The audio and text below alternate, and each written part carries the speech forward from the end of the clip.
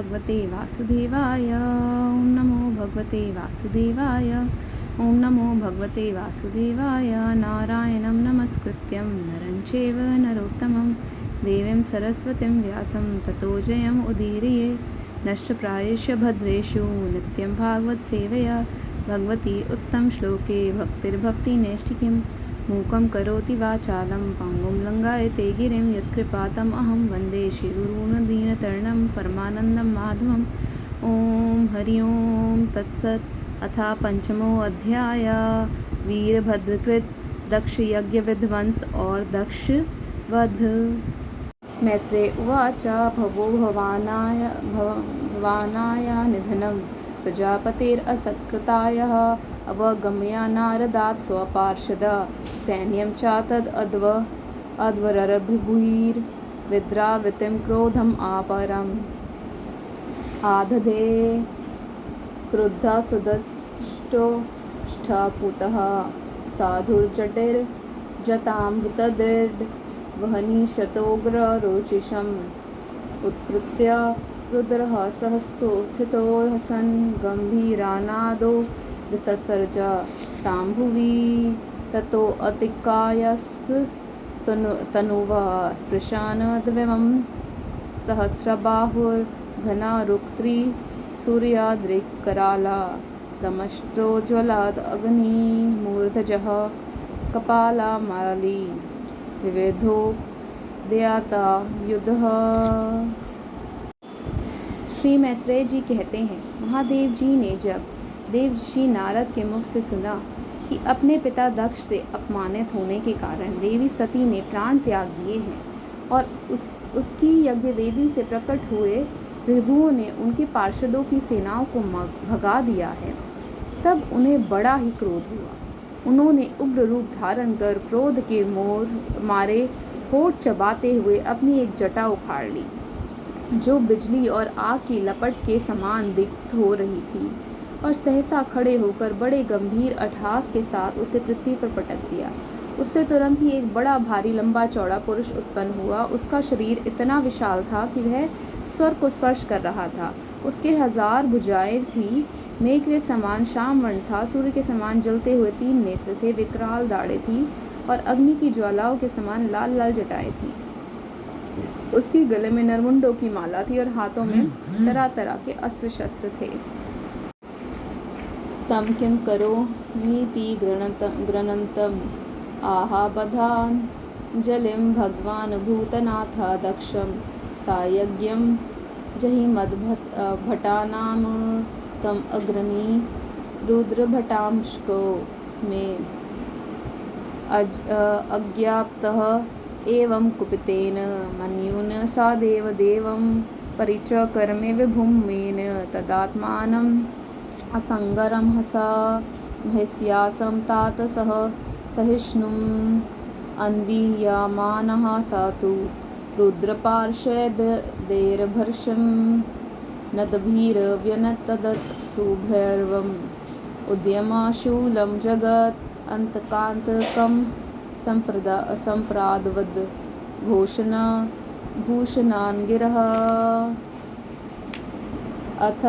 अथर्वैजो यजमानः सदस्यः ककुभि उदीच्यां परसमीक्ष्य रेणुं तमः किम् एतत् कुत एतद्रजो अभूत् इति द्विजपत्न्यश्च ददयुः वातानावान्ति न हि सन्ति दस्यवः प्राचीनां बर्हिर्जीवति होग्रदण्डः गावो न कालयन्ता इदं कुतो रजो लोको अधुना किं प्रलेयाय कल्पते।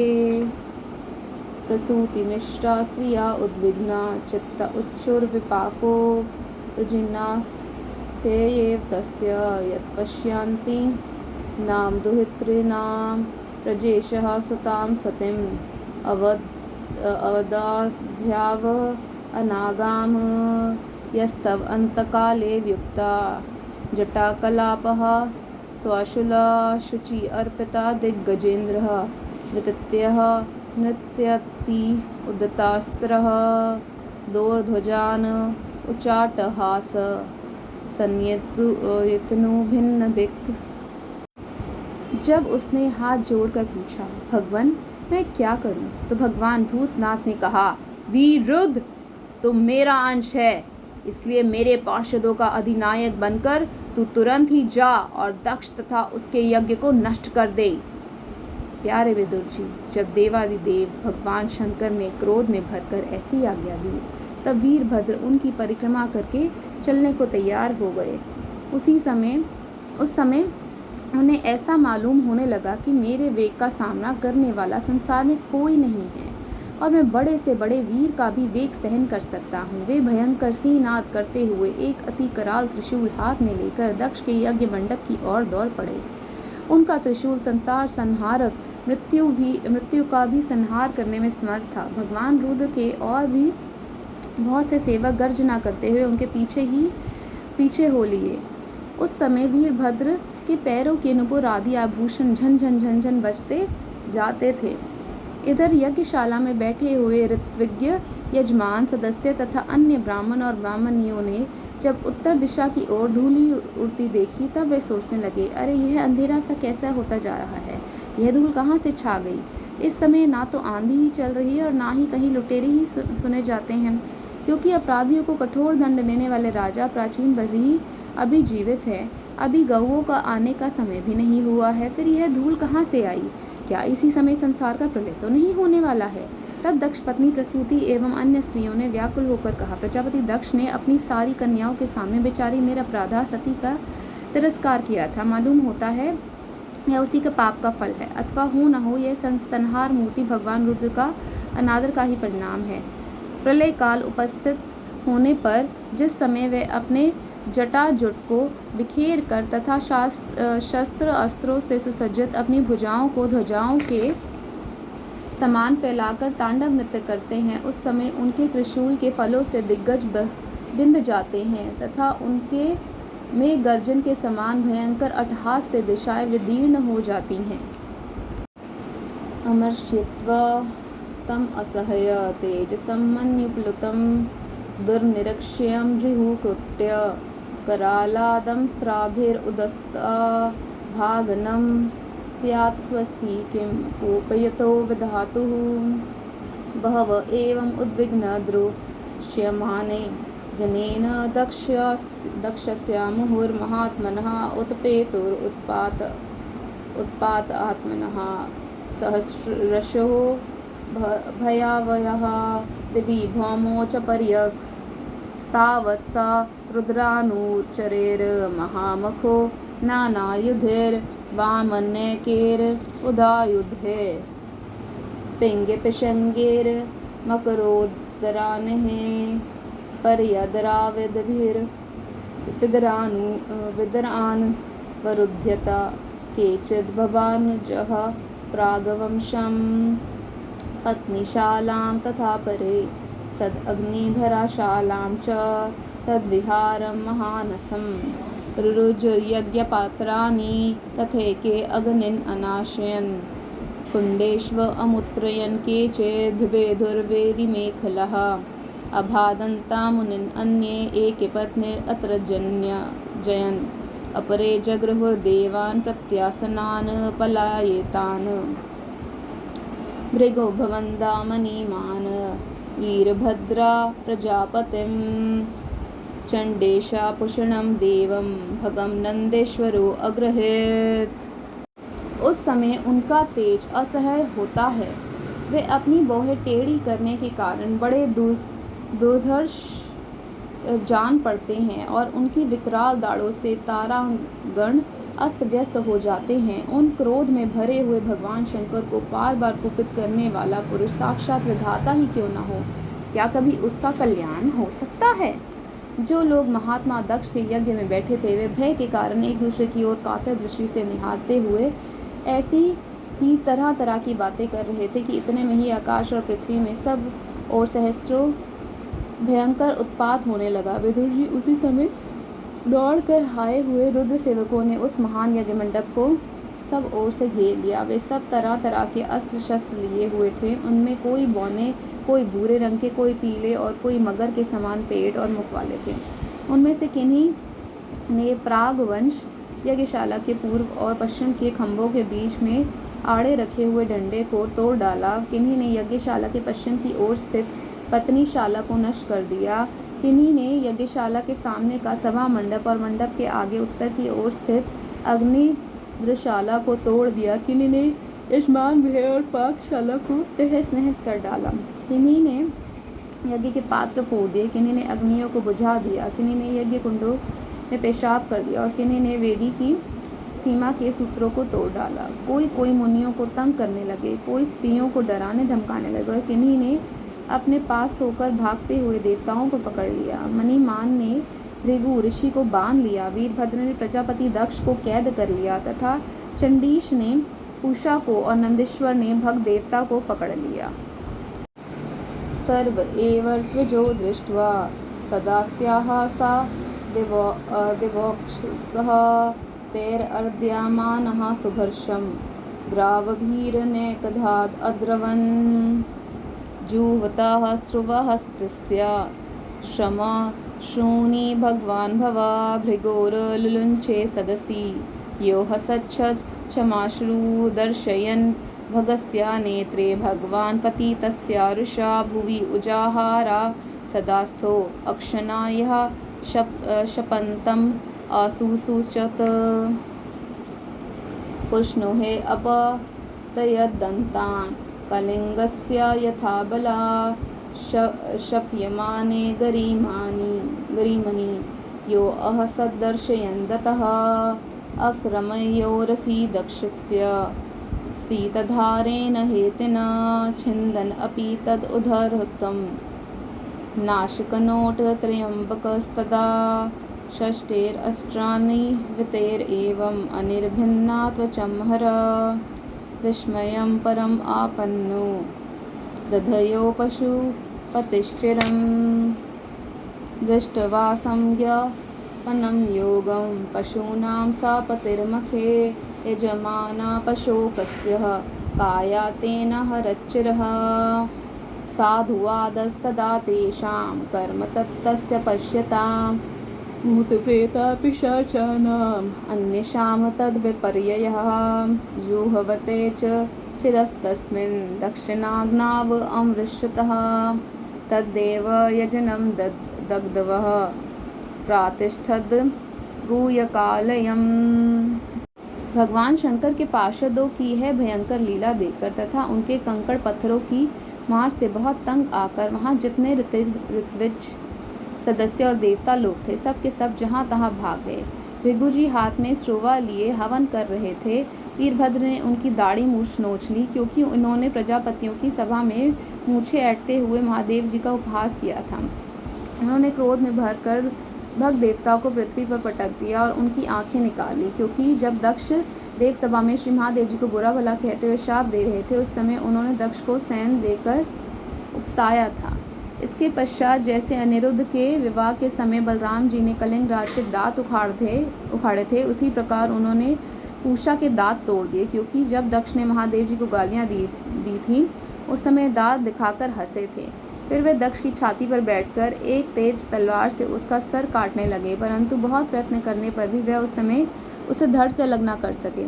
जब किसी प्रकार के अस्त्र शस्त्रों से दक्ष की त्वचा नहीं कटी तब वीरभद्र को बड़ा आश्चर्य हुआ और वे बहुत देर तक विचार करते रहे। तब उन्होंने यज्ञ मंडप के यज्ञ पशुओं को जिस प्रकार मारा जाता है उसे देखकर उसी प्रकार दक्ष रूप उस यजमान पशु का सिर धड़ से अलग कर दिया। यह देखकर भूत प्रेत और पिशाच आदि तो उनके इस कर्म की प्रशंसा करते वाह वाह करने लगे और दक्ष के दलवालों में हाहाकार मच गया। वीरभद्र ने अत्यंत कुपित होकर दक्ष के सिर को यज्ञ की दक्षिण अग्नि में डाल दिया और उस यज्ञशाला में आग लगाकर यज्ञ को विध्वंस करके वे कैलाश पर्वत को लौट गए।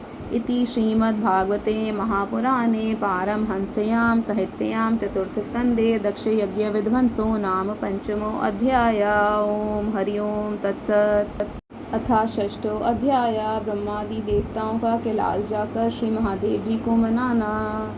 मैत्रेय उवाच अथा देवगणा सर्वे रुद्रानीकः प्रजातिः शूलपतिशा निस्त्रिंशः गदापरिगा मुद्गरः सञ्चिनः भिन्न सर्वाङ्गः सर्त्विक सभ्यभयाकुलः स्वयंभुवे नमस्कृत्य कारकसंज्ञेन नेतान्यवेद्यान् उपलभ्य पुरे वेतत् भगवान् अभासम्भवा नारायणश्च विश्वात्मा नाकस्य ध्वरम् इयतुः क्षेमाय तत्र सा भूयान् नाप्रायेण बुभुषतं ताम् अथापि यूयं कृता किल्बिषा भवम् ये बर्हिषो भागा भाजं प्राहदु प्रसादय ध्वं परिशुद्धः चेतसा क्षिप्रप्रसादं प्रगृहीताङ्घ्रिपद्मम्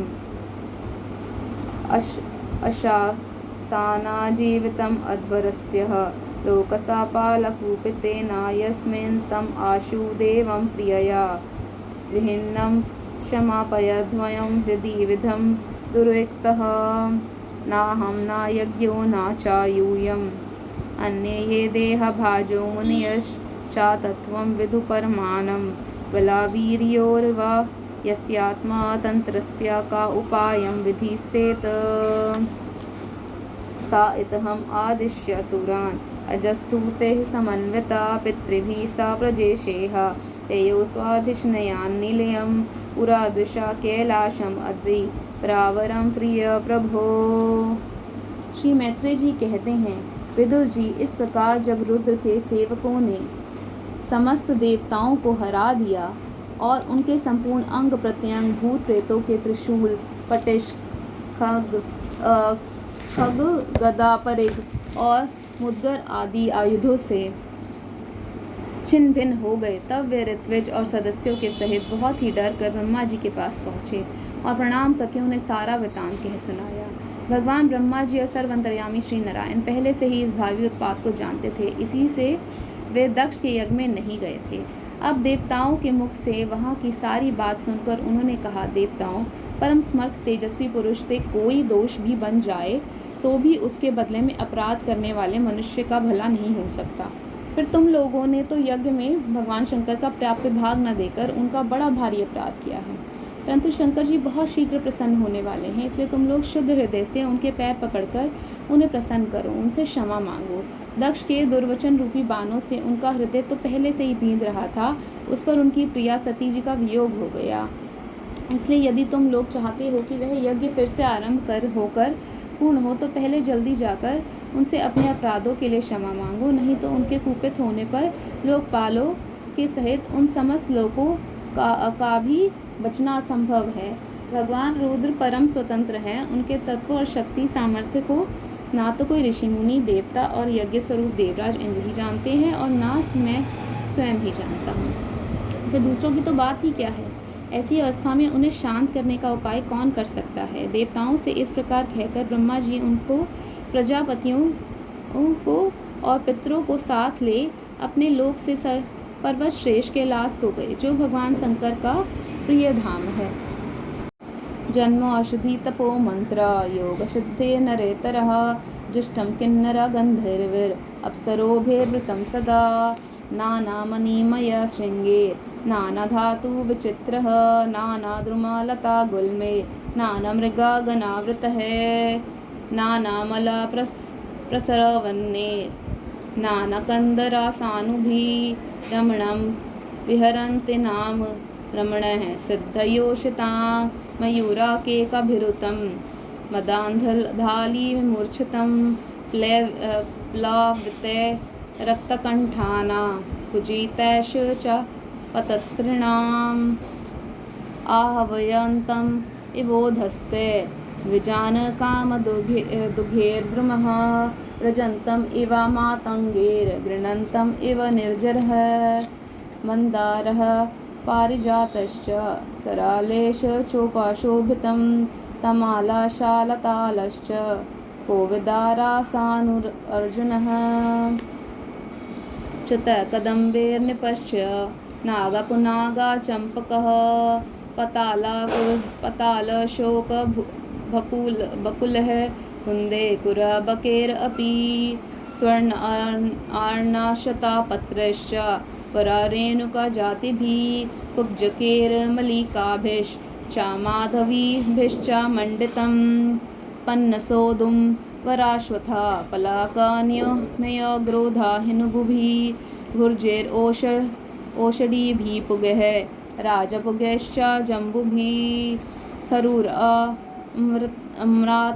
कामाराध्या प्रियाला मधुकेन गुदः द्रुमाजातिभिरन्यश्च राजतं वेणुकीचकः कुमुदोत्पतलाकहलारा शतपत्रावनर्दिभिः नलिनीषु कलंकुजत् खगावृंदो पशोभितम्। उस कैलाश पर औषधि, तप, मंत्र तथा योग आदि उपायों से सिद्धि को प्राप्त हुए और जन्म से ही सिद्ध देवता नित्य निवास करते हैं। किन्नर, गंधर्व और अप्सरा आदि सदा वहाँ बने रहते हैं। उसके मणिमय शिखर हैं जो नाना प्रकार की धातुओं से रंग बिरंगे प्रतीत होते हैं। उस पर अनेक प्रकार के वृक्ष, लता और गुलमादी छाए हुए हैं जिनमें झुंड के झुंड जंगली पशु विचरते रहते हैं। वहाँ निर्मल जल के अनेकों झरने बहते हैं और बहुत सी गहरी कंदरां और ऊंचे शिखरों के कारण वह पर्वत अपने प्रियतमों के साथ विहार करती हुई सिद्ध पत्नियों का क्रीड़ा स्थल बना हुआ है। वह सब और मोरों के शोर, मंदाद भ्रमरों की गुंजार, कोयलों की कुहू कुहू ध्वनि तथा अन्यान्य पक्षियों के कलरव से गूंज रहा है। उसके कल्प वृक्ष अपनी ऊंची ऊंची डालियों को हिला हिलाकर मानो पक्षियों को बुलाते रहते हैं तथा हाथियों के चलने फिरने के कारण वह कैलाश स्वयं चलता हुआ सा और झरनों की कलकल ध्वनि से बातचीत करता हुआ सा जान पड़ता है। मंदार, पारिजात, सरल, तमाल, शाल, ताड़, कचनार, असन और अर्जुन के वृक्षों से वह पर्वत बड़ा ही सुहावना जान पड़ता है। आम, कदम्ब, नीप, नाग, पुनाग, चंपा, गुलाब, अशोक, मौलसिरी, कुंद, कुर्बक, सुनहरे शतपत्र, कमल, इलायची और मालती की मनोहर लताएं तथा कुब्जक, मोगरा और माधवी की बेलें भी उसकी शोभा बढ़ाती है। कटहल, गलूर, पीपल, पाकर, बड़, गूगल, भोज वृक्ष, औषध जाति के पेड़, केले आदि जो फल आने के बाद काट दिए जाते हैं, सुपारी, राजपूग, जामुन, खजूर, आमड़ा, आम, पियाल, महुआ और लिसौड़ा आदि विभिन्न प्रकार के वृक्षों तथा पोले और ठोस बांस के झुरमुटों से वह पर्वत बड़ा ही मनोहर मालूम होता है। उसके सरोवरों में कुमुद, उत्पल, कलहार और शतपत्र आदि अनेक जाति के कमल खिले रहते हैं। उनकी शोभा से मुग्ध होकर कलरव करते हुए झुंड के झुंड पक्षियों से वह बड़ा ही भला लगता है। मृगे शाखा मृगाकोर्क्रोधेर मृगेन्द्र ऋक्षशल्यके गव्यः शरभीर्व्याघ्रे रुरुभिर्महिषादिभिः कर्णानत्रैकापदश्वास्य निर्जुष्टं वृकनाभिः कदलीखण्डा समृद्धा नलिनी पुलिनाश्रियं पर्यष्टं नन्दया सत्या स्नानपुण्यत्रो दया विलोकया भूतेशा गिरिं विबुद्धा विस्मयं यहुः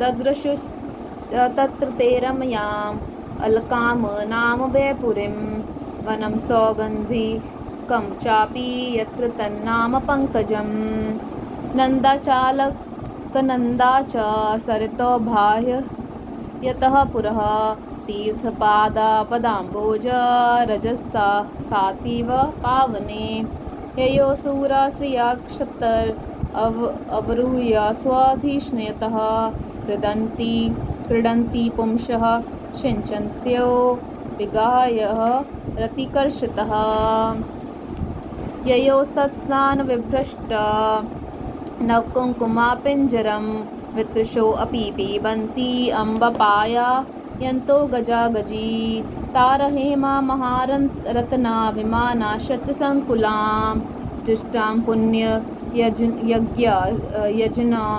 श्रीभिर्यथाखं सतादिद घनं हित्वा यक्षेश्वरापुरीं वनं सौगन्धिकं च तत् द्रुमः कामदुघिर्धृत्यं चित्रमाल्यफलाच्छदः। वहाँ जहाँ तहाँ हरिण, वानर, सुअर, सिंह, रीछ, शाही, नीलगाय, शरभ, बाघ, कृष्णमृग, भैंस, कर्णात्र, एकपद, अश्वमुख, भेड़िए और कस्तूरी मृग घूमते रहते हैं तथा वहाँ के सरोवरों के तट केलों की पंक्तियों से घिरे होने के कारण बड़ी शोभा पाते हैं। उसके चारों ओर नंदा नाम की नदी बहती है, जिसका पवित्र जल देवी सती के स्नान करने से और भी पवित्र एवं सुगंधित हो गया है। भगवान भूतनाथ के निवास स्थान उस कैलाश पर्वत की ऐसी रमणीयता देखकर देवताओं को बड़ा आश्चर्य हुआ। वहाँ उन्होंने अलका नाम की एक सुरम्यपुरी और सौगंधिक वन देखा, जिसमें सर्वत्र सुगंध फैलाने वाले सौगंधिक नाम के कमल खिले हुए थे। उस नगर के बाहर की ओर नंदा और अलकनंदा नाम की 2 नदियां हैं। वे तीर्थपाल श्री हरि की चरण रज से संयोग से अत्यंत पवित्र हो गई हैं। विदुर जी, उन नदियों में रति विलास से थकी हुई देवांगनाएं अपने अपने निवास स्थान से आकर जल क्रीड़ा करती हैं और उसमें प्रवेश कर अपने प्रियतमों पर जल उलीचती हैं। स्नान के समय उनका तुरंत का लगाया हुआ कुछ कुमकुम धुल जाने से जल पीला हो जाता है। उस कुमकुम मिश्रित जल को हाथी प्यास ना होने पर भी गंध के लोभ से स्वयं पीते हैं और अपनी हथनियों को पिलाते हैं। अलकापुरी पर चांदी, सोने और बहुमूल्य मणियों के सैकड़ों विमान छाए हुए थे, जिनमें अनेकों यक्ष पत्नियां निवास करती थी। इनके कारण वह विशाल नगरी बिजली और बादलों से छाए हुए आकाश के समान जान पड़ती थी। यक्षराज कुबेर की राजधानी उस अलकापुरी को पीछे छोड़कर देवगण सौगंधिक वन में आए। वह वन रंग बिरंगे फल, फूल और पत्ते वाले अनेकों कल्प वृक्षों से सुशोभित था। रक्तकंठा खगानिका स्वरा मंडित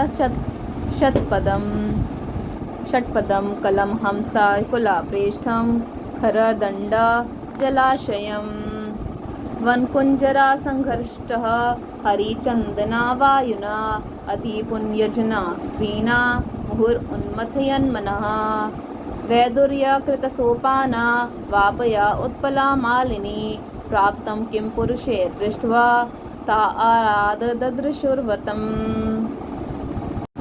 सायोजना शतोत्सेधः पादो न वितपायतः पर्यकृताचला छायो निर्निदशतापवर्जितः तस्मिन् महायोगमये मुमुक्षु शरणे सुरः ददर्शु शिवम् आसीनं त्यक्ता मर्षम् इवान्तकम् सानन्दनादिर्महासिद्धे शान्तः संशान्त विग्रहम् उपास्यमानं सख्या च भ्रातृरागुह्यका रक्षसाम् विद्यातपो योगपठम् आसितं तम् आधीश्वरं चरन्तं विश्वसुहृदं वात्सल्यालोकमङ्गलं लिङ्गं चाता तपसाभीष्टं भस्म दण्डा जताजिणम् अंगेन संध्याभरा रुचा चंद्रा लेखां चाभिभृतम् उपविष्टं दर्भमयाम वृष्यां ब्रह्म सनातनं नारदाय प्रवोचन्तं पृच्छते शृण्वतां सतां कृतवोरो दक्षिणे सवयं पादपद्मं च जानुनी बाहुं प्रकोष्ठे अक्षमालाम् असीनं तर्कमुद्रया। उसमें कोकिल आदि पक्षियों का कलरव और भौरों का गुंजार हो रहा था तथा राजहंसों के परम प्रिय कमल कुसुमों से सुशोभित अनेकों सरोवर थे। वह वन जंगली हाथियों के शरीर की रगड़ लगने से घिसे हुए हरिचंदन वृक्षों का स्पर्श करके चलने वाली सुगंधित वायु के द्वारा यक्ष पत्नियों के मन को विशेष रूप से मथे डालता था। बावलियों की सीढ़ियां वैदुर्य मणि की बनी हुई थी, उनमें बहुत से कमल खिले रहते थे। वहाँ अनेकों किम पुरुष जी बहलाने के लिए आए हुए थे। इस प्रकार उस वन की शोभा निहारते जब देवगण कुछ आगे बढ़े, तब उन्हें पास ही एक वटवृक्ष दिखलाई दिया। वह वृक्ष 100 योजन ऊंचा था तथा उसकी शाखाएं 75 योजन फैली हुई थी। उसके चारों ओर सर्वदा अविचल छाया बनी रहती थी, इसलिए घाम का कष्ट कभी नहीं होता था तथा उसमें कोई घोंसला भी ना था। उस महायोगमय और मुमुक्षुओं के आश्रय भूत वृक्ष के नीचे देवताओं ने भगवान शंकर को विराजमान देखा। वे साक्षात क्रोधहीन काल के समान जान पड़ते थे। भगवान भूतनाथ का श्री अंग बड़ा ही शांत था। सनंद नादी शांत सिद्धगण और सखा यक्ष राक्षसों के स्वामी कुबेर उनकी सेवा कर रहे थे। जगतपति महादेव जी सारे संसार का सुहृद हैं, स्नेहवश सबका कल्याण करने वाले हैं। वे लोकहित के लिए ही उपासना, चित्त की एकाग्रता और समाधि आदि साधनों का आचरण करते रहते हैं। संध्याकालीन मेघ किसी कांति वाले शरीर पर वे तपस्वियों के अभिष्ट चिन्ह भस्म, दंड, जटा और मृग चर्म एवं मस्तक पर चंद्रकला धारण किए हुए थे। वे एक कुश आसन पर बैठे थे और अनेकों साधु श्रोताओं के बीच में श्री नारद जी के पूछने से सनातन ब्रह्म का उपदेश कर रहे थे। उनका बाया चरण दाई जंघा पर रखा था। वे बाया हाथ बाएं घुटने पर रखे कलाई में रुद्राक्ष की माला डाले तर्क मुद्रा से विराजमान थे। तर्जनी को अंगूठे से जोड़कर अन्य अंगुलियों को आपस में मिलाकर फैला देने से जो बंध सिद्ध होता है उसे तर्क मुद्रा कहते हैं। इसका नाम ज्ञान मुद्रा भी है। तम ब्रह्म निर्वाणा समाधिम आश्रितं व्यूपाश्रितं गिरिशं योग कक्षाम स लोकपाला मुन्यो मनूनाम आदयं मनुं प्राञ्जल्यः प्रणेमुः स तुपलभयागतम् आत्मयोनिं सुरासुरेशेर् अभिवन्दितान् गृही उत्थाय चक्रे शिरसाभिवन्दनं दन्नम् अर्हतमः कस्य यथेव विष्णुः तथा परे सिद्धागणा महर्षिभिर्ये वे समन्तात् अनुनीला लोहितं नमस्कृतः प्राह शशांक शेखरं कृतप्राणामं प्रहसन् इवात्मभूः ब्रह्मवाचा जाने त्वाम् ईशं विश्वस्य जगतो योनि बीजयो शक्ते शिवस्य चापरं यत्तद् ब्रह्म निरन्तरम् त्वम् एव भगवन् एतत् शिवशक्तयो स्वरूपयो विश्वं सृजसि पासि अत्सि कृदन् पतो यथः त्वम् एव धर्मार्थदुगाभिपतये दक्षेण सुतरेण ससृजतार्थाध्वरम् त्वयैव लोके अवस्थिताश्च सेतवो यान् ब्राह्मणा श्रद्धते धृताव्रतः त्वं कर्मणां मङ्गलानां कर्तु स्वालोकं तन्नुषे स्वापरं वा अमङ्गलानां च तमिस्रम् उल्बणं विपर्ययः केन तदेव कस्यचित् नावे सतां त्वच्चरणा अर्पितात्मानं मनां भूतेषु सर्वेषु अभिपश्यतां तव भूतानि चात्मनि अपृथक् दिदृक्षतां प्रायेण रोषो अभिभवेद् यथा पशुम्। वे योगपट काठ की बनी हुई टेकनी का सहारा लिए एकाग्रचित्त से ब्रह्मानंद का अनुभव कर रहे थे। लोकपालों के सहित समस्त मुनियों के मननशीलों में सर्वश्रेष्ठ भगवान शंकर को हाथ जोड़कर प्रणाम किया। यद्यपि समस्त देवता और दैत्यों के अधिपति भी श्री महादेव जी के चरण कमलों की वंदना करते हैं, तथापि वे श्री ब्रह्मा जी को अपने स्थान पर आया देख तुरंत खड़े हो गए और जैसे वामन अवतार में परम पूज्य विष्णु भगवान कश्यप जी की वंदना करते हैं उसी प्रकार से झुकाकर उन्हें प्रणाम किया। इसी प्रकार शंकर जी के चारों ओर जो महर्षियों सहित अन्य सिद्धगण बैठे थे उन्होंने भी ब्रह्मा जी को प्रणाम किया। सबसे नमस्कार कर चुकने पर ब्रह्मा जी ने चंद्रमौली भगवान से, जो अब तक प्रणाम की मुद्रा में ही खड़े थे, हंसते हुए कहा। श्री ब्रह्मा जी ने कहा, देव, मैं जानता हूँ आप संपूर्ण जगत के स्वामी हैं, क्योंकि विश्व की योनि शक्ति प्रकृति और उसके बीज विशिव पुरुष से परे जो एक रस पर ब्रह्म है वह आप ही हैं। भगवान, आप मकड़ी के समान ही अपने स्वरूप भूत शिव भक्ति से रूप में क्रीड़ा करते हुए लीला से ही संसार की रचना, पालन और संहार करते रहते हैं। आपने ही धर्म और अर्थ की प्राप्ति कराने वाले वेद की रक्षा के लिए दक्ष को निमित्त बनाकर यज्ञ को प्रकट किया है। आपकी ही बांधी हुई ये वर्ण आश्रम की मर्यादाएं हैं, जिनका नियम निष्ठ ब्राह्मण श्रद्धापूर्वक पालन करते हैं। मंगलमय महेश्वर, आप शुभ कर्म करने वालों को स्वर्गलोक अथवा मोक्ष पद प्रदान करते हैं तथा पाप कर्म करने वालों को घोर नरकों में डालते हैं। फिर भी किसी किसी व्यक्ति के लिए इन कर्मों का फल उल्टा कैसे हो जाता है?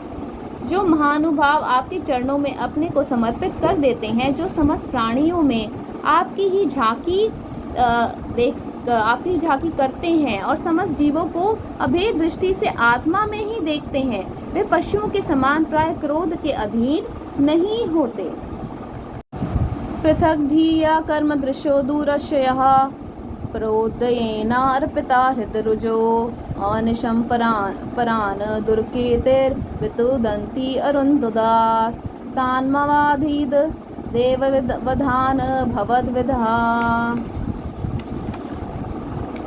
यस्मिन् यदा पुष्करानाभा मायया दुरन्तया स्पृष्टधिया पृथग्दृशः कुर्वन्ति तत्र हे अनुकम्पया कृपां न साधवो देव बलात्कृते क्रमम्। भवांस्तु पुंसा परमस्य मायया दुरन्तया स्पृष्टः मति समस्ता दृक् तया हतात्ममसव अनुकर्मा चेता हस्व अनुग्रहं कर्तुम् इहार्हसि प्रभो।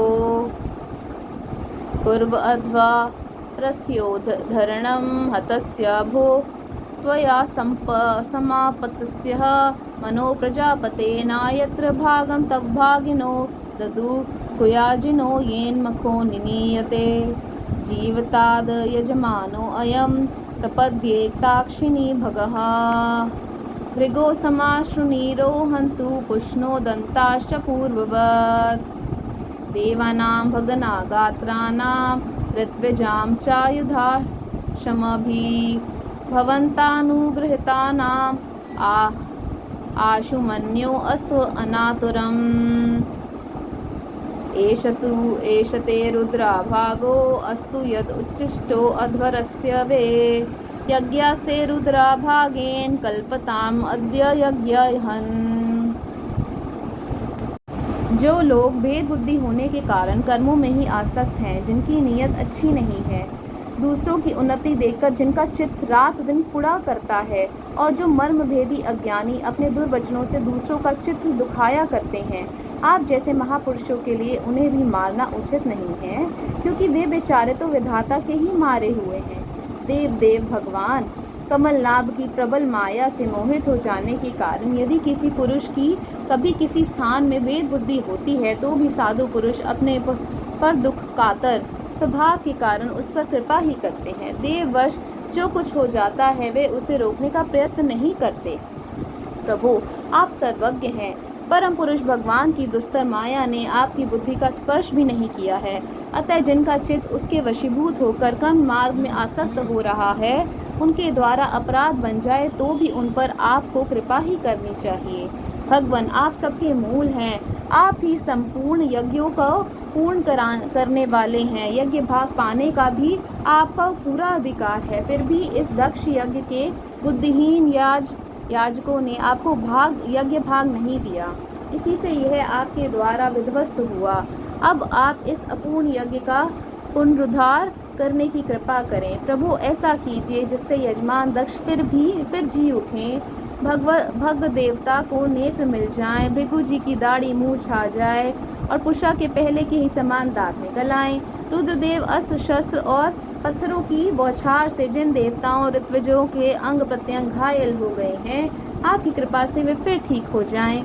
यज्ञ संपूर्ण होने पर जो कुछ शेष रहे वे सब आपका भाग होगा। यज्ञ विध्वंसक, आज यह यज्ञ आपके ही भाग से पूर्ण हो।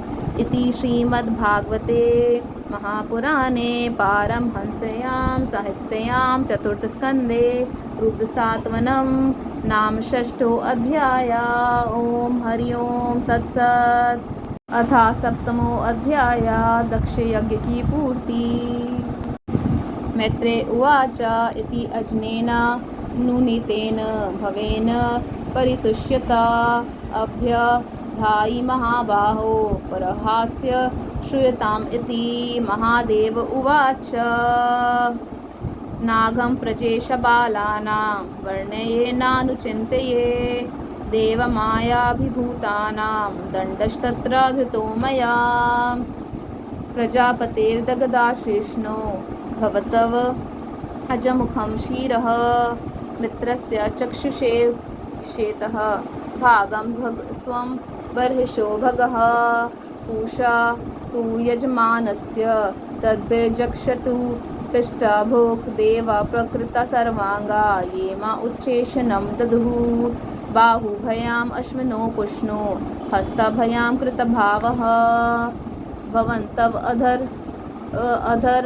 अध्वर्यवशान्य वस्तसंश्रुतिर्भृगुर्भवेत् मैत्रेय उवाच तदा सर्वाणि भूतानि श्रुत्वा मधुष्टमोदितं परितुष्टामभिस्तात साधु साध्व इति अथा ब्रुवन् ततो मिध्वांसम् आमन्त्र्य सुनाशीरा सहर्षिभिः भूयास्तद्देव यजनं सा मिध्वद् वेदसो ययुः विधाय कर्त्स्नेन चातद्यद् आह भगवान् भव सन्ददुः कस्य कायेन स्वनीया पशो शिरः सन्धीयमाने शिरसि दक्षरुद्राभिवीक्षितः सद्य सुप्ता इवोस्ताथो ददृशे चाग्रतो मृतं तदा वृषाध्वजा द्वेषा कलिल आत्मा प्रजापति शिवावलोकाद् अभवच्चरत् धरद एवामलः। श्री मैत्रेय जी कहते हैं, महाबाहु विदुर जी, ब्रह्मा जी के इस प्रकार प्रार्थना करने पर भगवान शंकर ने प्रसन्नतापूर्वक हंसते हुए कहा, सुनिए। श्री महादेव जी ने कहा, प्रजापति, भगवान की माया से मोहित हुए दक्ष जैसे नासमझों के अपराध की ना तो मैं चर्चा करता हूँ और ना याद। मैंने तो केवल सावधान करने के लिए ही उन्हें थोड़ा सा दंड दे दिया। दक्ष प्रजापति का सिर जल गया है, इसलिए उनके बकरे का सिर लगा दिया जाए। भगदेव मित्र देवता के नेत्रों से अपना यज्ञ भाग देखें। उषा पिसा हुआ अन्न खाने वाले हैं, वे उसे यजमान के दांतों से भक्षण करें और तथा अन्य सब देवताओं के अंग प्रत्यंग भी स्वस्थ हो जाएं, क्योंकि उन्होंने यज्ञ से बचे हुए पदार्थों को मेरा भाग निश्चित किया है। अध्वर्यु आदि याज्ञिकों में से जिनकी भुजाएं टूट गई हैं, वे अश्विनी कुमार की भुजाओं से, और जिनके हाथ नष्ट हो गए हैं, वे पुषा के हाथों से काम करें तथा भृगु जी के बकरे सी दाढ़ी मूछ हो जाए। श्री मैत्रेय जी कहते हैं, वत्स विदुर, तब भगवान शंकर के वचन सुनकर सब लोग प्रसन्नचित्त से धन्य धन्य कहने लगे। फिर सभी देवता और ऋषियों ने महादेव जी से दक्ष की यज्ञशाला में पधारने की प्रार्थना की और तब वे उन्हें तथा ब्रह्मा जी को साथ लेकर वहां गए। वहां जैसा जैसा भगवान शंकर ने कहा था उसी प्रकार सब कार्य करके उन्होंने दक्ष की धड़ से यज्ञ पशु का सिर जोड़ दिया। सिर जुड़ा जाने पर रुद्रदेव की दृष्टि पड़ते ही दक्ष तत्काल सोकर जागने के समान जी उठे और अपने सामने भगवान शिव को देखा। दक्ष का शंकर द्रोह का कालिमा से कलुषित हृदय उनका दर्शन करने से शरतकालीन सरोवर के समान स्वच्छ हो गया। भवस्तवाया कृताधीर नाशक्नोद अनुरागतः औतकंठयाद बाष्पा कल्य संप्रेतां सुतां स्मरन् कृच्छ्रात संस्थाभ्य शामना प्रेम विहल्वितः शुद्धिः शाशमासः निर्वयालिकेन भावेन नेशं प्रजापतिः। दक्ष उवाच भूयान् अनुग्रह अहो भवता कृतो मे दण्डश् त्वया मयि भृतो यद् प्रलब्ध न ब्रह्मा बन्धुषु च वा भगवन् अवज्ञः तुभ्यं हरेश्च कुत एव धृतव्रतेषु विद्यातपोव्रताधरान् मुखतः स्म विप्रान् ब्रह्मात्मा तत्त्वम् अवितुं प्रथमं त्वम् अस्राक् तद्ब्राह्मणान् परं सर्वविषुपासि पालापशून् इव विभो परगृहीता दण्डः यो असौ मया विदितः तत्त्वदृशा सभायां श्रीपतो दुरुक्तिविशेखे विघ्नया तन्माम अर्वाक पतन्तम अर्हताम अर्हतमानिन्द्य पाद दृष्ट्यारद्राया स भगवान् स्वकृतेन तुष्येत। मैत्रेय उवाच प्यवं समिद्वासमंसं ब्रह्मणा चानुमन्त्रितः कर्मशान्तानन्याम् आस सोपध्याय ऋत्विग आदिभिः। वैष्णवं यज्ञसन्तत्ये श्रीकपालं द्विजोत्तमः पुरुषोदाशं निर्वपन् वीर संसर्गाशुद्धये अध्वर्युनाता हविषा यजमानो विशाम्पते धियविशुद्धया दधयो तथा प्रादुर्भूत धीर्धरिः। उन्होंने महादेव जी की स्तुति करनी चाहिए, किंतु अपनी मरी हुई बेटी सती का स्मरण हो आने से स्नेह और उत्कंठा के कारण उनके नेत्रों में आंसू भर आए। उनके मुख से शब्द न निकल सका। प्रेम से विह्वल परम बुद्धिमान प्रजापति ने जैसे तैसे अपने हृदय के आवेग को रोककर विशुद्ध भाव से भगवान शिव की स्तुति करनी आरंभ की। दक्ष ने कहा, भगवान, मैंने आपका अपराध किया था, किंतु आपने उसके बदले में मुझे दंड के द्वारा शिक्षा देकर बड़ा ही अनुग्रह किया है। अहो, आप और श्रीहरि तो आचारहीन नाम मात्र के ब्राह्मणों की उपेक्षा नहीं करते, फिर हम जैसे यज्ञ याग आदि करने वालों को क्यों भूलेंगे। विभो, आपने ब्रह्मा होकर सबसे पहले आत्मतत्व की रक्षा के लिए अपने मुख से विद्या, तप और व्रत आदि के धारण करने वाले ब्राह्मणों को उत्पन्न किया था। जैसे चरवाहा लाठी लेकर गौओं की रक्षा करता है, उसी प्रकार आप उन ब्राह्मणों की सब विपत्तियों से रक्षा करते हैं। मैं आपके तत्व को नहीं जानता था, इसी से मैंने भरी सभा में आपको अपने वाग बाणों से भेदा था, किंतु आपने मेरी उस अपराध का कोई विचार नहीं किया। मैं तो आप जैसे पूज्यतम महानुभावों का अपराध करने के कारण नरक आदि नीच लोकों में गिरने वाला था, परंतु आपने अपनी करुणा भरी दृष्टि से मुझे उबार लिया। अब भी आपको प्रसन्न करने योग्य मुझ में कोई गुण नहीं है, बस आप अपने ही उदारतापूर्ण बर्ताव से मुझ पर प्रसन्न हों। श्री मैत्रेय जी कहते हैं, आशुतोष शंकर से इस प्रकार अपना अपराध क्षमा कराकर दक्ष ने ब्रह्मा जी के कहने पर उपाध्याय ऋत्विज आदि की सहायता से यज्ञ कार्य आरंभ किया। तब ब्राह्मणों ने यज्ञ संपन्न करने के उद्देश्य से रुद्रगण संबंधी भूत पिशाचों के संसर्ग जनित दोष की शांति के लिए 3 पात्रों में विष्णु भगवान के लिए तैयार किया हुआ पुरोडाश नामक चरु का हवन किया। विदुर जी उस हविका को हाथ में लेकर खड़े हुए अध्वर्यु के साथ यजमान दक्ष ने ज्यों ही विशुद्ध चित्त से श्रीहरि का ध्यान किया, त्यों ही सहसा भगवान वहाँ प्रकट हो गए।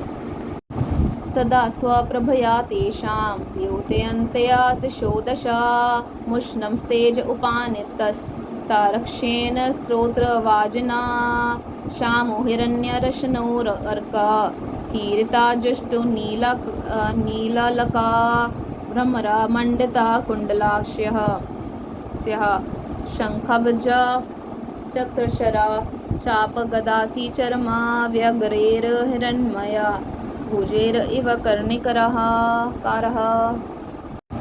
वक्षसि अधिश्रितः वधुर वनामाली उदारा हसावलोकाकल्या रम्यंश्च विश्वं पार्श्व ब्रह्मद्व्यजनः चामरा राजा हंसश्वेतात् पत्राशशेनोपरि रज्यमानः तम् उपागतम् आलक्ष्य सर्वसुरागणादयः प्राणेमुः सहसोत्थाय ब्रह्मेन्द्रतर्यक्षः नायकः तत्तेजसा हतारुचः सन्नजीवः सा साध्वसः मूर्ध्ना धृताञ्जलिपूतः उपतस्थुरधोक्षजम् अपि अर्वाग्रवतयो यस्य महीतव आत्मभुव आदय यथामथि गृह्णन्ति स्म कृतानुग्रहविग्रहं दक्षो गृहतारणः साधनोत्तमं यज्ञेश्वरं विश्वसृजां परं गुरुं सुनन्दानन्दादि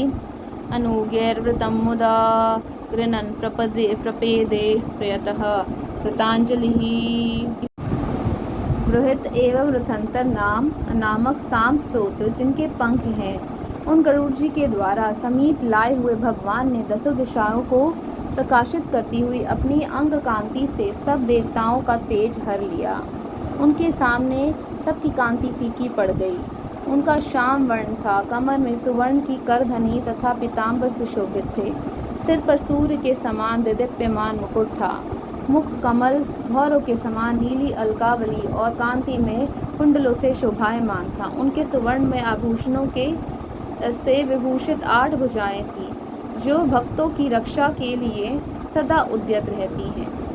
8 भुजाओं में वे शंख, पद्म, चक्र, बाण, धनुष, गदा, खड्ग और ढाल लिए हुए थे तथा इन सब आयुधों के कारण वे फूले हुए कनेर के वृक्ष के समान जान पड़ते थे। प्रभु के हृदय में श्रीवत्स का चिन्ह था और सुंदर वनमाला से शोभित थी। वे अपने उदार हास और लीला में कटाक्ष से सारे संसार को आनंद मग्न कर रहे थे। पार्षदगण दोनों ओर राजहंस के समान सफेद पंखे और चवर डुला रहे थे। भगवान के मस्तक पर चंद्रमा के समान शुभ्र छत्र शोभा दे रहा था। भगवान पधारे हैं, यह देखकर इंद्र, ब्रह्मा और महादेव जी आदि देवेश्वरों सहित समस्त देवता, गंधर्व, ऋषि आदि ने सहसा खड़े होकर उन्हें प्रणाम किया। उनके तेज से सबकी कांति फीकी पड़ गई, जीवा लड़खड़ाने लगी। वे सब के सब पका गए और मस्तक पर अंजलि बांधकर भगवान के सामने खड़े हो गए। यद्यपि भगवान की महिमा तक ब्रह्मा आदि की मति भी नहीं पहुंच पाती, तो भी भक्तों पर कृपा करने के लिए दिव्य रूप में प्रकट हुए श्रीहरि की वे अपनी अपनी बुद्धि के अनुसार स्तुति करने लगे। सबसे पहले प्रजापति दक्ष एक उत्तम पात्र में पूजा की सामग्री ले नंद, सुनंद आदि पार्षदों के से घिरे हुए प्रजापतियों के परम गुरु भगवान यज्ञेश्वर के पास गए और आदि आनंदित हो विनीत भाव से हाथ जोड़कर प्रार्थना करते प्रभु के शरणापन्न हुए। दक्ष उवाच शुद्धं स्वधामनि उपताखिला बुद्धि अवस्थं चिन्मात्रम् एकम् अभयं प्रतिष्ठित्य मायां तिष्ठंस्ते तयेव पुरुषत्वम् उपेत्य तस्याम् आसते भवान् अपरिशुद्ध इवात्मा तंत्रः।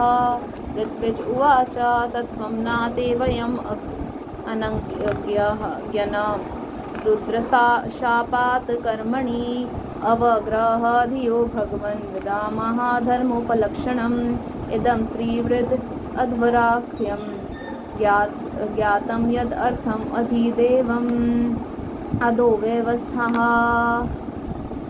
सदस्य ऊचु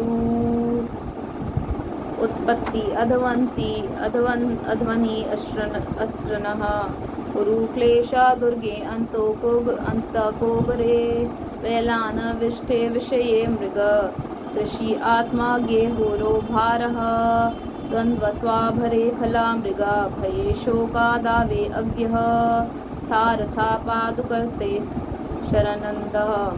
शरणदा कदा याति कामोपसृष्टः। रुद्र उवाच तव वरदवराङ्गराव आशीष सेह खिला आर्थे हे अपि मुनिभिरसक्तेरादरेण हनीये यदि रचिता धियं मा विदा लोको अपविधं जपति नागणये तत्त्वपरानुग्रहेण। भृगुरुवाच यन्मायया घन्या पहृतात्मा बोधब्रह्मादयस्तनुभृतस्तस्मै स्वपन्तः नात्मन्सृतं तवा विदन्ति अधुनापि तत्त्वं सोऽयं प्रसीदतो भवान् प्रणात आत्मा बन्धु। ब्रह्म उवाच न तत्स्वरूपं भवतो असौ पदार्थभेदगृहा पुरुषो यावद् इक्षेत ज्ञानस्य चार्थस्य गुणस्य चाश्रयो मायामयाद् व्यतिरिक्तो मतस्त्वम्। इंद्र उवाच इदम् अपि अच्युता विश्व भावनं वपुरानन्दाकरं मनोदृशां शूरः विद्वित् शपनेर उदायुधेर भुजा दंडेर उपपन्नम अष्टभी। दक्ष ने कहा, भगवान, अपने स्वरूप में आप बुद्धि की जागृत आदि संपूर्ण अवस्थाओं से रहित, शुद्ध चिन्मय, भेद रहित, अतएव निर्भय हैं। आप माया का तिरस्कार करके स्वतंत्र रूप से विराजमान हैं। तथापि जब माया से ही जीव भाव को स्वीकार कर उसी माया में स्थित हो जाते हैं, तब अज्ञानी से दिखने लगते हैं। ऋत्विजों ने कहा, उपाधि रहित प्रभो, भगवान रुद्र के प्रधान अनुचर नंदीश्वर के शाप के कारण हमारी बुद्धि केवल कर्मकांड में ही फंसी हुई है। अतएव हम आपके तत्व को नहीं जानते, जिसके लिए इस कर्म का यही देवता है। ऐसी व्यवस्था की गई है।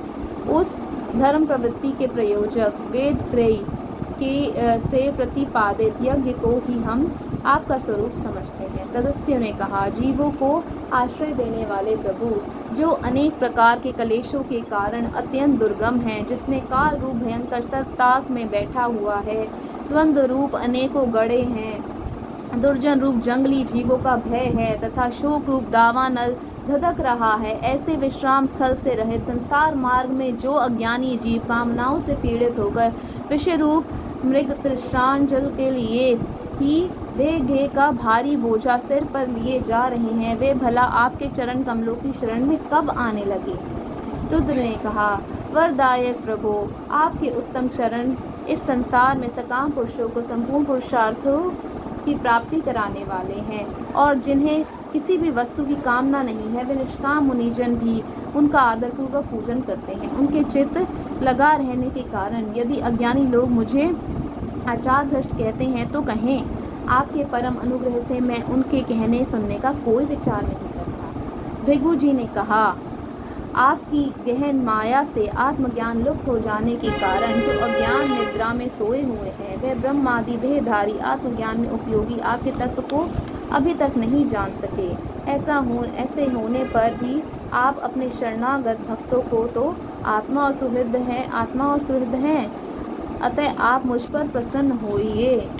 ब्रह्मा जी ने कहा, प्रभु, पृथक पृथक पदार्थों को जानने वाली इंद्रियों के द्वारा पुरुष जो कुछ देखता है वह आपका स्वरूप नहीं है, क्योंकि आप ज्ञान शब्दादि विषय और श्रोत आदि इंद्रियों के अधिष्ठान हैं।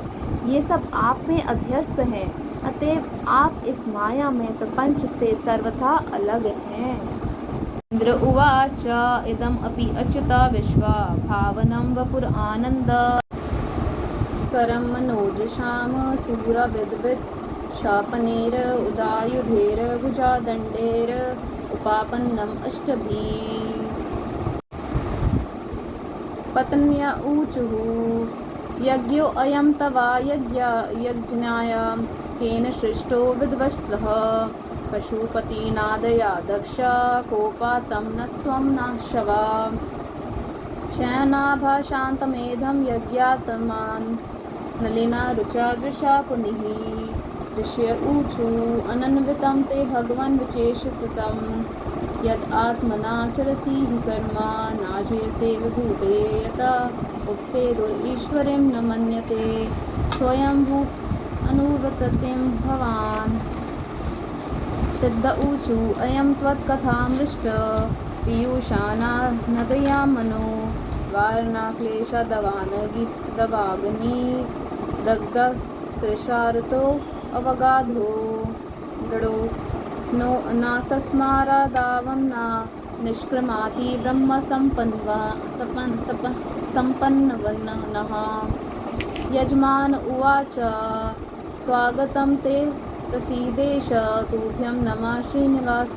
श्री अकान्तयात्राहीना त्वामृते अधीशा नानगिर्मखा शोभते शीर्षा हिनाका बंधो यथा पुरुषः। इंद्र ने कहा, अच्युत, आपका यह जगत को प्रकाशित करने वाला रूप देवदेवों को संहार करने वाली 8 भुजाओं से सुशोभित है, जिनमें आप सदा ही नाना प्रकार के आयुध धारण किए रहते हैं। यह रूप हमारे मन और नेत्रों को परम आनंद देने वाला है। याज्ञिकों की पत्नियों ने कहा, भगवान ब्रह्मा जी ने आपके पूजन के लिए ही इस यज्ञ की रचना की थी, परंतु दक्ष पर कुपित होने के कारण इसे भगवान पशुपति ने अब नष्ट कर दिया है। यज्ञ मूर्ति शमशान भूमि के समान उत्सवहीन हुए हमारे उस यज्ञ को आप नील कमल की सी कांति वाले अपने नेत्रों से निहार कर पवित्र कीजिए। ऋषियों ने कहा, भगवान आपकी लीला बड़ी ही अनोखी है, क्योंकि आप कर्म करते हुए भी उनसे निर्लेप रहते हैं। दूसरे लोग वैभव की भूख से जिन लक्ष्मी जी की उपासना करते हैं, वे स्वयं आपकी सेवा में लगी रहती हैं, तो भी आप उनका मान नहीं करते, उनसे नीच प्रिय रहते हैं। सिद्धों ने कहा, प्रभु, यह हमारा मन रूप हाथी नाना प्रकार के कलेश रूप दावानल से दग्ध एवं अत्यंत कृषित होकर आपकी कथा रूप शुद्ध अमृतमय सरिता में घुसकर गोता लगाए बैठा है। वहाँ ब्रह्मानंद में लीन सा हो जाने के कारण उसे ना तो संसार रूप दावानल का ही स्मरण है और ना वह उस नदी से बाहर ही निकलता है। यजमान पत्नी ने कहा, सर्व समर्थ परमेश्वर, आपका स्वागत है। मैं आपको नमस्कार करती हूँ। आप मुझ पर प्रसन्न होइए। लक्ष्मीपते, अपनी प्रिया लक्ष्मी जी के सहित आप हमारी रक्षा कीजिए। यज्ञेश्वर, जिस प्रकार सिर के बिना मनुष्य का धड़ अच्छा नहीं लगता, उसी प्रकार अन्य अंगों से पूर्ण होने पर भी आपके बिना यज्ञ की शोभा नहीं होती। लोकपाल ऊचु दृष्ट किं नो दृग्भिरअसद गृहस्त्वं पृथग्दृष्टा दश्यते येन विश्वं माया हे एषा भवदीय हि भुमन् यस्त्वं षष्ठ पञ्चभिर्भासीभूतः। योगेश्वर उवाच, प्रेयान्नेते अन्यो अस्ति अमुतस्त्वयि प्रभो विश्वात्मनि कृशेन न पृथक् या आत्मनः अथापि भक्त येषः तयोपधावताम् अनन्य वृत्यानुग्रहाण वत्सला।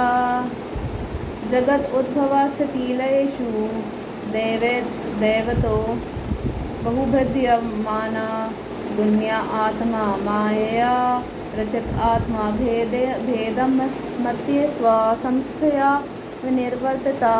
ब्रह्मगुणात्मने नमः। ब्रह्मोवाच, नमस्ते श्रिता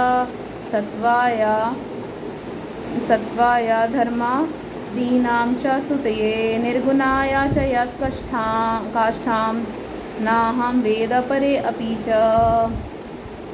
अग्निरुवाच, यत् तेजसाहं सुस्मिता तेजहव्यं वहे स्वध्वरा आज्यसिक्तं तं यज्ञनियं पंचविधं च पंचभिः सृष्टं यजुर्भिः प्रणतो अस्मि यज्ञम। लोकपालों ने कहा, अनंत परमात्मन, आप समस्त अंतःकरणों के साक्षी हैं। ये सारा जगत आप ही के द्वारा देखा जाता है, तो क्या माइक पदार्थों को ग्रहण करने वाली हमारी इन नेत्र आदि इंद्रियों से कभी आप प्रत्यक्ष हो सके हैं? वस्तुतः आप हैं तो पंचभूतों से पृथक, फिर भी पांच भौतिक शरीरों के साथ जो आपका संबंध प्रतीत होता है, यह आपकी माया ही है। योगेश्वरों ने कहा, प्रभु, जो पुरुष संपूर्ण विश्व के आत्मा आप में और अपने में कोई भेद नहीं देखता, उससे अधिक प्यारा आपको कोई नहीं है। तथापि भक्त वत्सल, जो लोग आप में स्वामी भाव रखकर अनन्य भक्ति से आपकी सेवा करते हैं, उन पर भी आप कृपा कीजिए। जीवों के अदृष्टवश जिसके सत्वादी गुणों में बड़ी विभिन्नता आ जाती है, उस अपनी माया के द्वारा जगत की उत्पत्ति, स्थिति और प्रलय के लिए ब्रह्मादि विभिन्न रूप धारण करके आप भेद बुद्धि पैदा कर देते हैं, किंतु अपनी स्वरूप स्थिति से आप उस भेद ज्ञान और उसके कारण सत्वादी गुणों से सर्वथा दूर हैं। ऐसे आपको हमारा नमस्कार है। ब्रह्म स्वरूप वेद ने कहा, आप ही धर्मादि की उत्पत्ति के लिए शुद्ध सत्व को स्वीकार करते हैं, साथ ही आप निर्गुण भी हैं। अतएव आपका तत्व ना तो मैं जानता हूँ और ना ब्रह्मादि कोई और ही जानते हैं। आपको नमस्कार है। अग्निदेव ने कहा, भगवान, आपके ही तेज से प्रज्वलित होकर मैं श्रेष्ठ यज्ञों में देवताओं के पास घृत मिश्रित हवि पहुँचाता हूँ। आप साक्षात यज्ञ पुरुष एवं यज्ञ की रक्षा करने वाले हैं। अग्निहोत्र, दर्श, पौर्णमास, चातुर्मास्य और पशुमो सोम, ये 5 प्रकार के यज्ञ आपके ही स्वरूप हैं, तथा आश्रव्य, अस्तु, श्रोष्ठ, यजे, ये यजामहे और वषट, इन 5 प्रकार के यर्जुन मंत्रों से आपका ही पूजन होता है। मैं आपको प्रणाम करता हूँ। देव ऊचु पुरा कल्पापाये स्वकृतम् उदरीकृत्य विकृतं त्वम् एवादयस्त तस्मिन् सलीला उर्गेन्द्राधीशयने पुमान् शेषे सिद्धिर्हृदि विंशिताध्यात्मा पदविः सा एवाध्यक्षनोर्यपथि चर्षि भृत्यान् अवसीनः। गंधर्व ऊचु अंशांशास ते देवमर्चि आदया एते ब्रह्मेन्द्राद्या देवगणा रुद्र पुरोगः कृदा भाण्डं विश्वम् इदं यस्य विभूमन् तस्मै नित्यं नाथ नमस्ते करवाम। विद्याधरा ऊचु त्वन्मायार्थम् अभिपद्या कलेवरा अस्मिन् कृत्वा मामहम् इति दुर्मतिरुत्पत्ते स्वः क्षिप्तोऽपि असद् विषयालालसा आत्ममोहं युष्मत्कथामृता निषेवक उद्व्युदस्येत्। ब्राह्मणा ऊचु त्वं क्रतुस्त्वं हविस्त्वं हुताशः स्वयं त्वं हि मन्त्र समिद्धर्भा पात्राणि च त्वं सदस्यर्त्विजो दंपती देवता अग्निहोत्रं स्वधा सोम आजयं पशुः त्वं पुरागां रसाया महासूकरो दंष्ट्रया पद्मिनीं वारेणेन्द्रो यथा स्तुत्यमानो नदल्लीलया योगिभिर्युजाहर्था त्रयीगात्रा यज्ञक्रतुः। देवताओं ने कहा, देव आप आदि पुरुष हैं। पूर्व कल्प का अंत होने पर अपने कार्य रूप इस प्रपंच को उदर में लीन कर आपने ही प्रलयकालीन जल के भीतर शेषनाग की उत्तम शैया पर शयन किया था। आपके आध्यात्मिक स्वरूप का जन लोक आदिवासी सिद्धगण भी अपने हृदय में चिंतन करते हैं। अहो, वही आप आज हमारे नेत्रों के विषय होकर अपने भक्तों की रक्षा कर रहे हैं। गंधर्वों ने कहा, देव मरीचि आदि ऋषि और ये ब्रह्मा इंद्र तथा रुद्रादि देवतागण आपके अंश के भी अंश हैं। महतम, ये संपूर्ण विश्व आपके खेल की सामग्री है। नाथ, ऐसे आपको हम सर्वदा प्रणाम करते हैं। विद्याधरों ने कहा, प्रभु, परम पुरुषार्थ की प्राप्ति के साधन रूप इस मानव देह को पाकर भी जीव आपकी माया से मोहित होकर इसमें मैं मेरेपन का अभिमान कर लेता है। फिर वह दुर्बुद्धि अपने आत्मियों से तिरस्कृत होने पर भी असत विषयों की ही लालसा करता रहता है। किंतु ऐसी अवस्था में भी जो आपके कथामृत का सेवन करता है वह इस अंतःकरण के मोह को सर्वथा त्याग देता है। ब्राह्मणों ने कहा, भगवान आप ही यज्ञ हैं, आप ही हवि हैं, आप ही अग्नि हैं, स्वयं आप ही मंत्र हैं, आप ही समिधा कुशा और यज्ञ पात्र हैं तथा आप ही सदस्य ऋत्विज यजमान एवं उसकी धर्मपत्नी देवता अग्निहोत्र स्वधा सोम रसभृत और पशु हैं। वेद मूर्ति यज्ञ और उसका संकल्प दोनों आप ही हैं। पूर्व काल में आप ही अति विशाल वरा रूप धारण कर रसातल में डूबी हुई पृथ्वी को लीला से ही अपने दाढ़ों पर उठाकर इस प्रकार निकाल लाए थे जैसे कोई गजराज कमलिनी को उठा लाए। उस समय आप धीरे धीरे गरज रहे थे और योगीगण आपका यह अलौकिक पुरुषार्थ देकर आपकी स्तुति करते जाते थे। सप्रसीद त्वम् अस्माकम् आकांक्षतां दर्शनं ते परिभ्रष्ट सत्कर्मणां कीर्त्यमाने निर्भिर्नाम्नि यज्ञेशते यज्ञविघ्नः क्षयं यान्ति तस्मै नमः। मैत्रेय उवाच इति दक्षा कविर्यज्ञं भद्ररुद्राभिमार्षितं कीर्त्यमाने हर्षिकेशे सनिन्ये यज्ञभावने। भगवान् स्वेन भागेन सर्वात्मा सर्वभागभुक् दक्षं भवाश अभाष्य प्रीयमाणा इवानघ। श्री भगवान उवाच, अहं ब्रह्मा च सर्वश्च जगता कारणं परम् आत्मेश्वर उपाद्रष्ट स्वयं ऋग अविशेषणः। आत्ममायां समाविश्य सोऽहं गुणमयं द्विजा सृजन् रक्षन् हरन् विश्वं ददरे संज्ञां प्रियोचितां तस्मिन् ब्रह्मणि अद्वितीये केवले परमात्मनि। ब्रह्मरुद्रो च भूतानि भेदेनाज्ञो अनुपश्यति यथा पुमान् स्वांगेषु क्षीरपानी अदिषु क्वचित् पारत्या बुद्धिं कुरुते एवं भूतेषु मत्परा त्रयाणाम् एके भावानां यो न पश्यति वेभिदां सर्वभूतात्मनां मनां ब्रह्मन् च शान्तिम् अधिगच्छति। मैत्रेय उवाच एवं भगवतोद्दिष्ट प्रजापतिपतिर्हरिम् अर्चित्वा क्रतून् स्वेन देवान् उभयतो अयजात् रुद्रं च स्वेन भागेन हे उपाधावात् समाहिता कर्मणोद्वासानेन सोमपान इतरानपि उद्वस्य सहर्पिभिः सस्नाव अवभृतं तथा तस्मा अपि अनुभावेन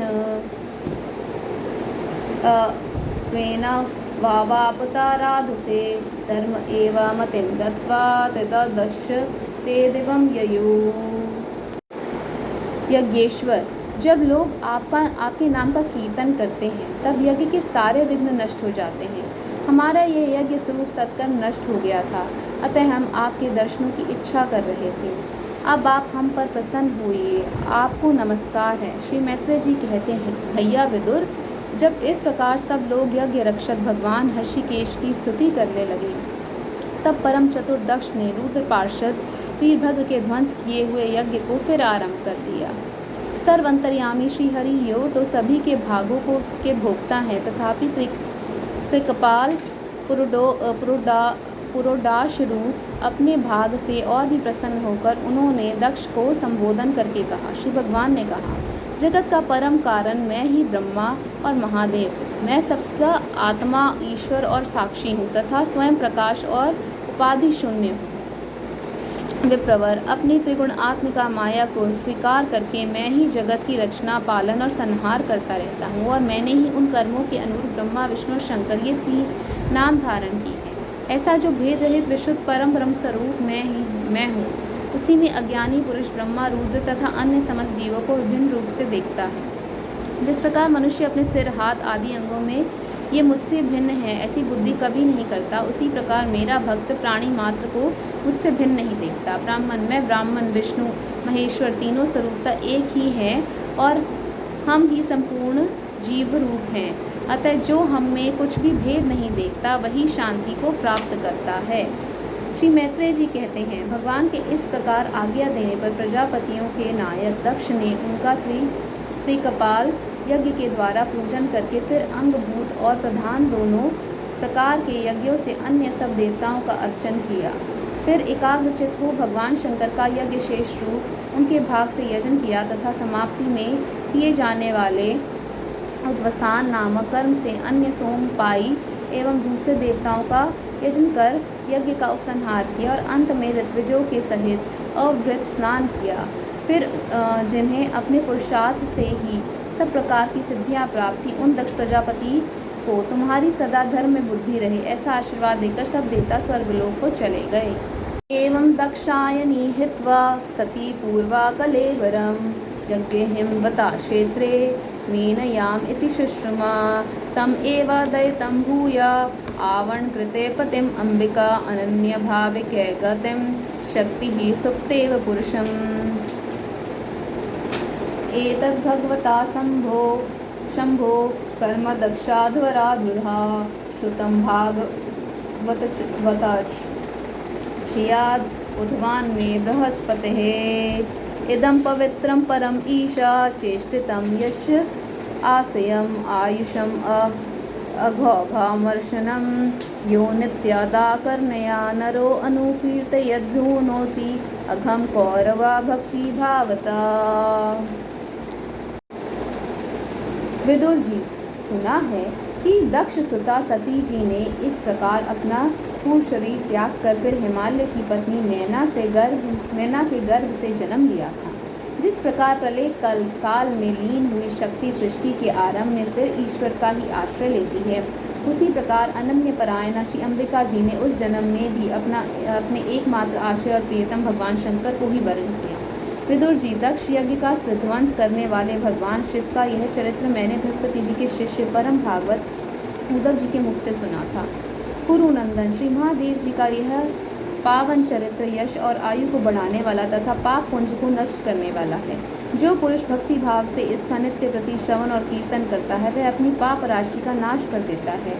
इति श्रीमद्भागवते महापुराणे पारमहंस्यां साहित्यां चतुर्थस्कन्धे दक्षयज्ञ संधानं नाम सप्तमो अध्याय।